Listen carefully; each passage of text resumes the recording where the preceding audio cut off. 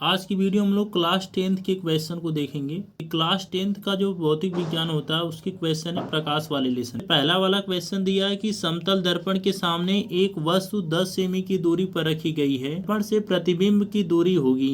दर्पण से प्रतिबिंब की दूरी पूछ रहा है। ये ऑप्शन दे रखा है। वाला इसमें दिया 5 सेमी, दूसरा वाला दिया 10 सेमी, तीसरा दिया 20 सेमी, चौथा वाला दिया 0 सेमी। समतल दर्पण का ये नेचर है कि समतल दर्पण के सामने यदि कोई वस्तु जितनी दूर हम रखेंगे दर्पण के अंदर भी उसका प्रतिबिंब ठीक दर्पण से उतनी ही दूरी पे बनता है। वस्तु दर्पण से 10 सेमी दूरी पे रखी गई है, प्रतिबिंब जो बनेगा दर्पण से 10 सेमी की दूरी पर दर्पण के अंदर बनेगा। हमारा कौन सा ऑप्शन सही है? इस हमारा दूसरा ऑप्शन सही है। दो दिया कि समतल दर्पण के सामने 10 सेमी की दूरी पर रखी वस्तु की लंबाई 8 सेमी है। दर्पण द्वारा बने वस्तु के प्रतिबिंब की लंबाई होगी। पहला वाला इसमें ऑप्शन दिया कि 4 सेमी, दूसरा वाला दिया 8 सेमी, तीसरा दिया 6 सेमी और चौथा वाला दिया 16 सेमी। तो ये दर्पण के सामने यदि वस्तु जितनी लंबी होगी तो उस वस्तु का प्रतिबिंब भी दर्पण के अंदर उतना ही लंबा बनेगा। तो दर्पण के सामने जो वस्तु रखी जा रही कितनी लंबाई उसकी 8 सेमी, तो दर्पण के अंदर जो प्रतिबिंब बनेगा उसकी भी लंबाई कितनी होगी 8 सेमी। इस तरीके से हमारा ये दूसरा वाला ऑप्शन सही है।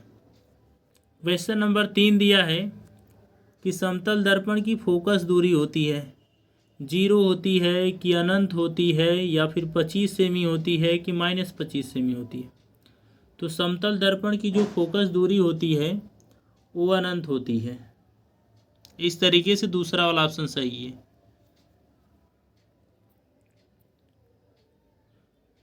क्वेश्चन नंबर 4 दिया समतल दर्पण से किसी वस्तु का प्रतिबिंब बनता है।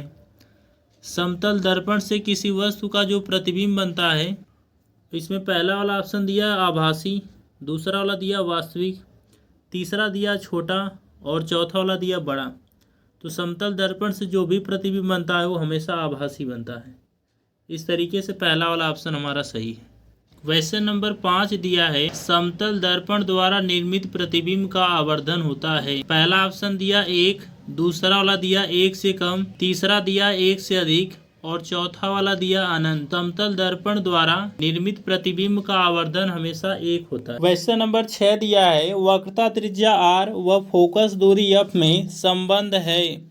पहला वाला ऑप्शन दिया f बराबर r/2, दूसरा वाला दिया f बराबर 2r, तीसरा वाला दिया 2f बराबर r और चौथा वाला दिया f बराबर 1/r। जब हम फोकस दूरी का दोगुना करते हैं तो उसका मान वक्रता त्रिज्या के बराबर हो जाता है। इसलिए हमारा ये तीसरा वाला ऑप्शन सही होगा 2f बराबर r। फोकस दूरी का दोगुना मतलब 2f बराबर किसके हो जाएगा वक्रता त्रिज्या r की। सातवां वाला क्वेश्चन दिया है कि उत्तल दर्पण की फोकस दूरी 10 सेमी है।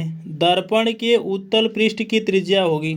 फोकस दूरी का दोगुना करेंगे तो दर्पण की त्रिज्या हमें प्राप्त हो जाएगी। फोकस दूरी 12 है तो 12 का दोगुना कितना हो जाएगा 24 सेमी। इस तरीके से हमारा ये चौथा वाला ऑप्शन सही है। नंबर 8 दिया है एक दर्पण की वक्रता त्रिज्या 40 सेमी है, इसकी फोकस दूरी होगी। तो जब हम वक्रता त्रिज्या का आधा करते हैं तो क्या मिलता है फोकस दूरी मिल जाती है। तो पहला वाला ऑप्शन दिया 40 सेमी, दूसरा वाला दिया 20 सेमी, तीसरा वाला दिया 80 सेमी। वक्रता त्रिज्या का मान कितना है 40 का आधा करेंगे तो कितना आएगा 20। तो इस तरीके से दर्पण की फोकस दूरी कितना सेमी हो जाएगी 20 सेमी। क्वेश्चन नंबर 9 दिया है किसी अवतल दर्पण की वक्रता त्रिज्या 15 सेमी है, इसकी फोकस दूरी होगी। जो इसकी वक्रता त्रिज्या दिया आपसे फोकस दूरी पूछ रहा है। इसके पहले वाले क्वेश्चन में भी हम लोग ऐसे ही हल किए थे। तो जब वक्रता त्रिज्या का मान दिया हो फोकस दूरी पूछे तो वक्रता त्रिज्या का आपको आधा कर देना है।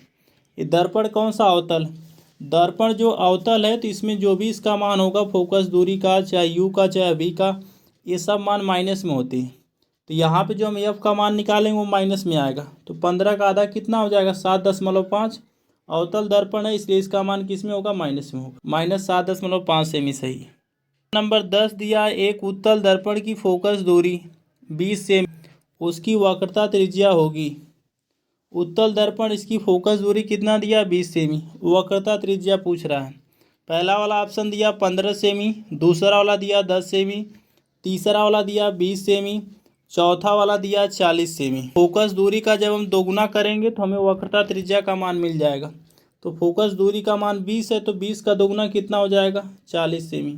क्वेश्चन नंबर 11 दिया है, उत्तल दर्पण से प्रतिबिंब सदैव बनता है। पहला वाला ऑप्शन दिया वक्रता केंद्र तथा फोकस के बीच, दूसरा वाला दिया वक्रता केंद्र तथा अनंत के बीच, तीसरा वाला दिया ध्रुव व फोकस के बीच, चौथा वाला दिया कि कहीं भी बन सकता है। उत्तल दर्पण द्वारा जो भी प्रतिबिंब बनता है वो हमेशा फोकस एफ पे बन सकता है या फिर दर्पण के ध्रुव व फोकस के बीच में बन सकता है। इसमें जो हमारा ये तीसरा वाला ऑप्शन सही है, दर्पण के ध्रुव व फोकस के बीच में बनेगा। नंबर 12 दिया है, वस्तु का आभासी तथा छोटा प्रतिबिंब बनता है।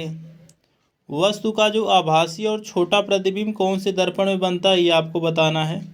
पहला वाला दर्पण दिया अवतल दर्पण, दूसरा वाला दिया उत्तल दर्पण, तीसरा है समतल दर्पण और चौथा इनमें से कोई नहीं। क्वेश्चन जो था, वस्तु का आभासी तथा छोटा प्रतिबिंब बनता है। वस्तु का जो आभासी और छोटा प्रतिबिंब बनता है, यह प्रतिबिंब जो उत्तल दर्पण में बनता है। क्वेश्चन नंबर 13 दिया है, किसी अवतल दर्पण द्वारा वस्तु का आभासी सीधा तथा बड़ा प्रतिबिंब बनाने के लिए उसे रखना होगा दर्पण की वक्रता केंद्र C पर, दर्पण की फोकस बिंदु F पर, दर्पण की वक्रता केंद्र C और उसकी फोकस बिंदु F के बीच में। चौथा वाला ऑप्शन दिया दर्पण के ध्रुव P तथा उसके फोकस बिंदु F के बीच में। किसी वस्तु का जो हमें आभासी सीधा तथा बड़ा प्रतिबिंब प्राप्त करना अवतल दर्पण में, तो उस वस्तु को जो हमें दर्पण के ध्रुव P और फोकस F के बीच में रखना होगा।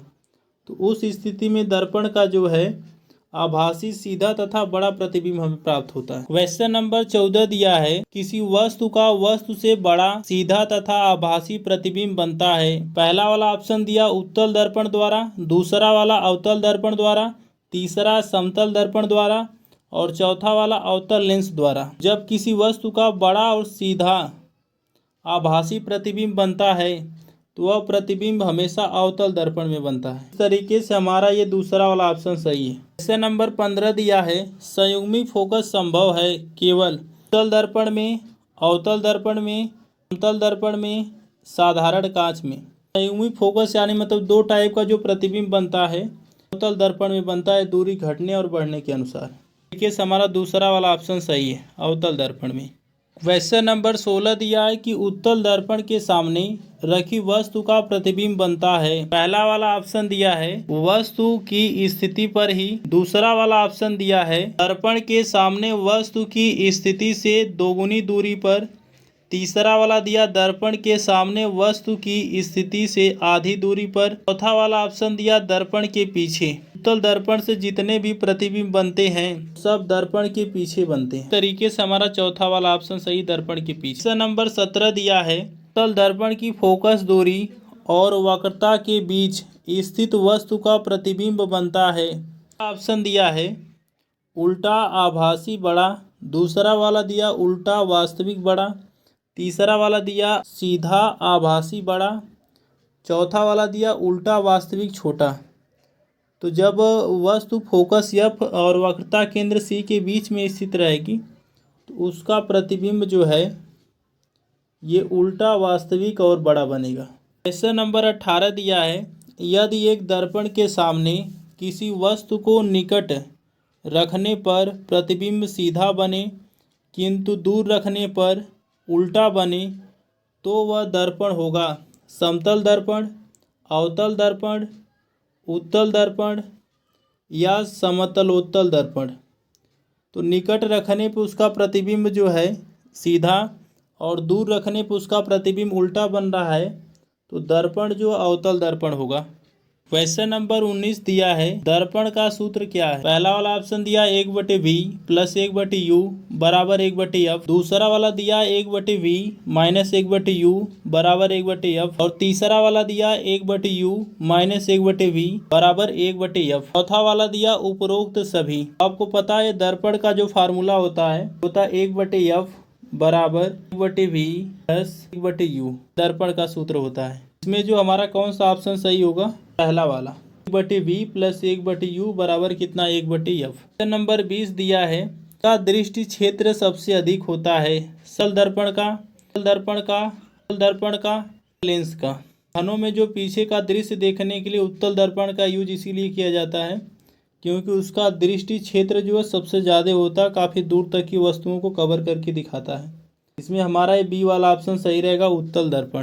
वाला क्वेश्चन आपके लिए, इसमें लिखा वाहनों के पीछे का दृश्य देखने के लिए सामान्यतः कौन सा दर्पण उपयोग किया जाता है? समतल दर्पण या फिर उत्तल दर्पण या फिर अवतल दर्पण, या तो समतल या तो अवतल।